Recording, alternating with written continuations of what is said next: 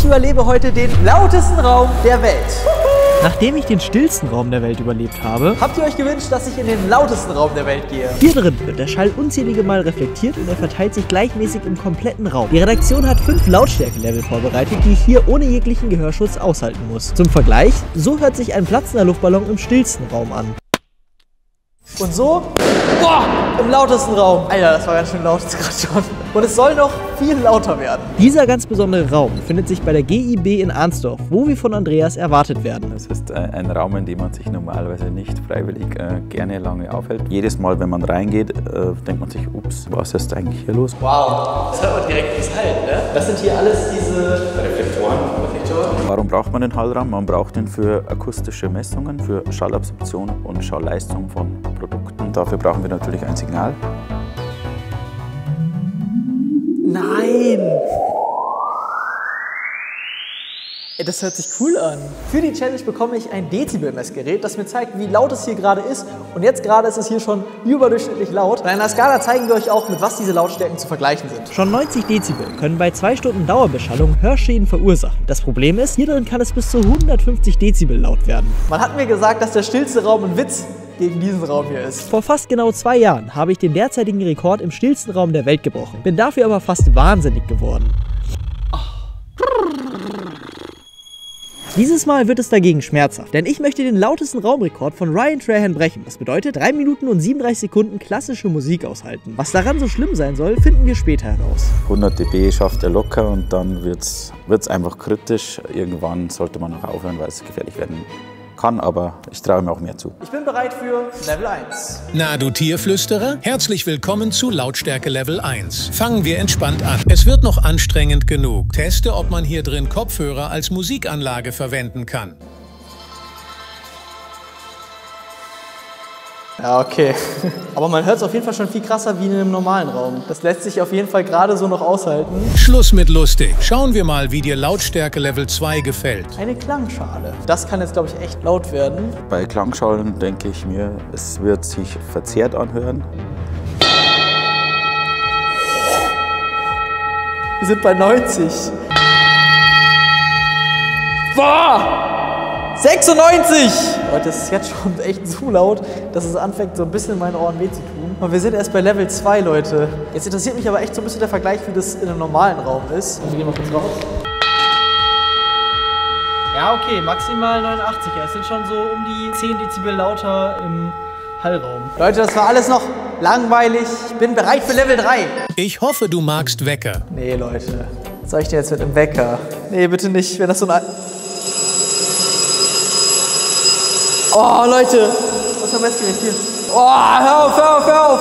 Hör auf damit! Nimm das Ding zurück! Das war unangenehm, weil das so ein richtig hoher, lauter, ekliger Ton war. Bin mal gespannt, was als nächstes kommt. Als nächstes wird Andreas sich um dich kümmern. Er zeigt dir eins seiner wichtigsten Werkzeuge. Das Ganze nennt sich Rosa Rauschen. Rosa Rauschen, okay, das hört sich eigentlich relativ entspannt an, hätte ich gesagt. Ja, kann aber auch sehr unentspannt werden. Man kann natürlich auch hier die Lautstärke sehr weit nach oben treiben. Ich glaube, wir könnten bis 110 dB gehen und dann wird es für ihn richtig unschön. Rosa Rauschen bedeutet, dass alle Frequenzen mit der gleichen Energie sind. Das heißt, es hört sich im Prinzip an, wie wenn man Radio hören will, aber man sucht den Sender und hat keinen gefunden.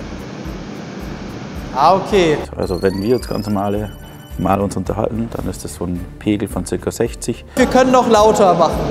Boah. Wenn man am Straßenverkehr zum Beispiel sich anschaut, wenn LKW viele dabei sind, dann bist du bei 80 oder 85 dBA. Ja, okay, aber es ist noch okay. Wir können noch einen höher gehen. Boah. Da sind wir bei durchgehend 90. Das geht schon so ein bisschen auf die Ohren, muss ich sagen. Ja, wir können noch einen lauter. Boah. Boah. Das ist echt laut. Alter, wir sind hier bei durchgehend 100 Grad schon. Und 100 dBA, es wäre dann ja, in der Disco oder ein ausverkauftes Stadion, alle Fans schreien zum Beispiel, dann hast du sowas. Kannst du noch einen lauter? Boah, Boah. Boah. Alter, das waren 110! Krass, ich weiß gar nicht, was das jetzt noch toppen soll, ehrlich gesagt. Das war wirklich schon... Bei 120 dBA ist dann eigentlich schon die die Grenze an dem, was unser Gehör vom Menschen ertragen kann. Also das ist dann schädlich in jedem Fall. Das wäre, wenn man jetzt ein Flugzeug startet und man steht 1 oder 2 Meter daneben, dann die Turbinen, die haben so ca. 120 dBA, das ist drin. Was ist so das Lauteste, was du dich aussetzen würdest? Also ich höre bei 80 auf und dann setze ich die Dezibel auf.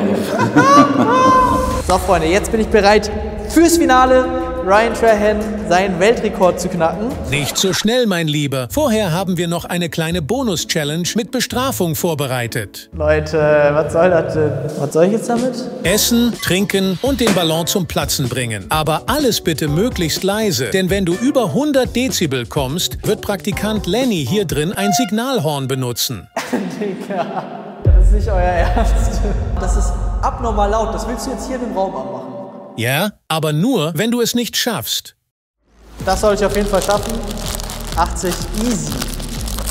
Ja, 83, das ist einfach. Boah. Okay, bei der Cola-Flasche wird es jetzt ehrlich gesagt ein bisschen schwer.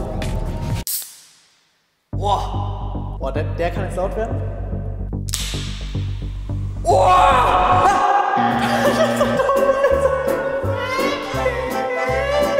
Ich bin so dumm. Und den unter 100, ist das ein guter Witz, oder? Wenn man im Hallraum einen Luftballon platzen lassen wird, dann wird das so einen richtigen Peak, nennen wir das. Er wird aber natürlich auch extrem nachhallen. Es gibt einen bekannten TikTok-Lifehack, der dir bei diesem Problem helfen könnte. Du bist doch selbst TikToker, also kennst du den doch sicher, oder? Ah, warte mal, ich glaube, ich habe eine Idee. Einmal rum. Boah, shit. Dadurch, dass ich den jetzt hier so ein bisschen über Kreuz geklebt habe, glaube ich, ist der beim Platzen ein bisschen leiser. Ich steche jetzt einfach in den Taser rein.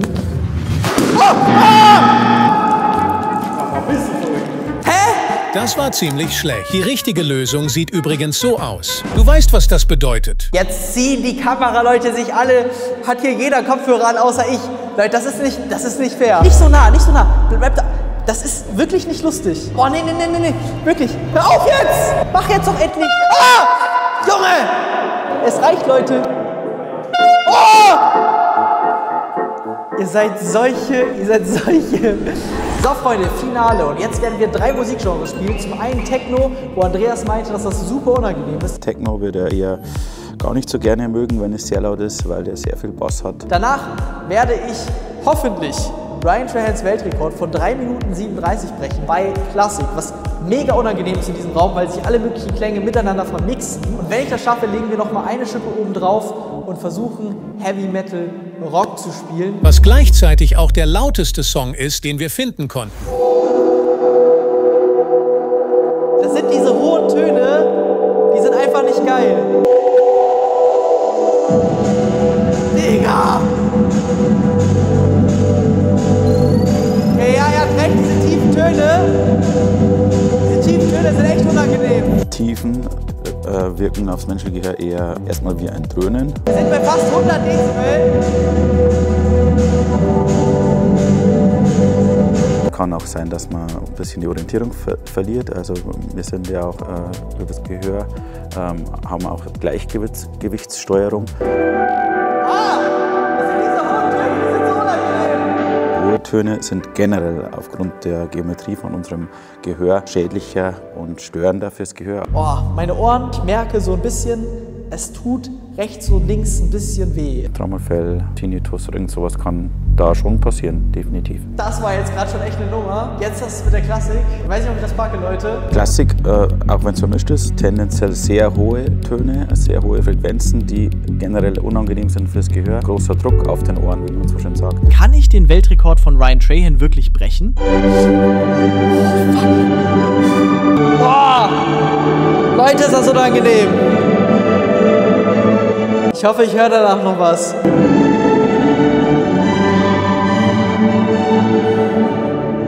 Meine Ohren. Hier, Leute, seht ihr das? Hier, das ist es dann nämlich. Ja, reicht. Es ist so unangenehm, es ist so freaking unangenehm, alle Sounds vermixen sich miteinander. Aber wir haben es geschafft. Ich bin mal gespannt, ob das hier irgendjemand toppen kann. Meine Ohren, die brezeln gerade richtig, das sage ich euch. Aber Ich habe euch auch versprochen, wir legen noch eine Schippe oben drauf und spielen den lautesten Song, den wir finden konnten. Ich habe keine Ahnung, wie lange ich schaffe, bei diesem Song hier drin auszuhalten. Wenn euch das Video bis jetzt schon mal gefallen hat, dann liked doch gerne das Video, abonniert den Kanal. Damit würdet ihr mir mega Freude machen. Keine Ahnung, was jetzt passiert. Oh, fuck, Alter, ist das laut! Oh, Alter, Leute! Hört ihr 110? Nee. Fuck you! Nee. Nein, das ist wirklich way too much. Vielen Dank an der Stelle an Gib, dass wir hier drehen durften in dem Hallraum. Ich hoffe, euch hat es gefallen. Wir sehen uns dann im nächsten Video wieder. Bis dann. Ciao.